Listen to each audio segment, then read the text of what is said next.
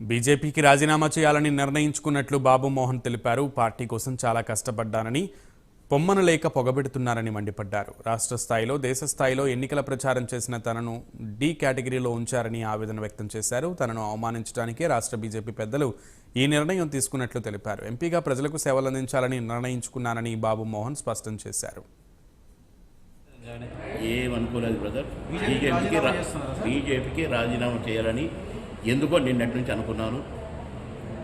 నేను press meet పెట్టాలనుకున్నాను, కానీ press క్లబ్లో ఈ కార్యక్రమం కూడా ఉండేసరికి నన్ను ఎవరైనా ఏదైనా అడిగితే కూడా చెప్పాల్సి వస్తుంది, తప్పదు. కనుక ఎందుకో అసలు డైరెక్ట్గా నేను బీజేపీకి రాజీనామా చేస్తున్నాను. రేపు ఏం చేస్తానో ఏమవుతానో తెలియదు, కానీ జీవితంలో ఖచ్చితంగా ఒక్కసారి వరంగల్ ప్రజలకు మాట ఇచ్చాను కనుక, నేను అక్కడ పుట్టాను కనుక ఎంపీగా పోటీ చేస్తాను, గెలుస్తాను. కాంగ్రెస్ ఎక్కడో రాజీనామానే అనుకున్నాను. అసలు నేను పాలిటిక్స్ రండి, ఎవరో ఐపీఎస్ ఆఫీసర్ అట, ఆయన్ని అనౌన్స్ చేస్తున్నారు, తిప్పుతున్నారు. ఇంకొక అతను మందకృష్ణ మాదిగ అంటే ఆయన తిప్పుతున్నారు, ఇంకొక అతను ఎవరోనంట ఇది ఉన్నట. ఇవన్నీ తెలిసి నేను ఇంకా ఉండటం నాకు నా స్థాయికి తగదు. అంటే ఆ రోజు మీరు పెట్టిన ప్రెస్ మీటే కుంప ముంచిందా?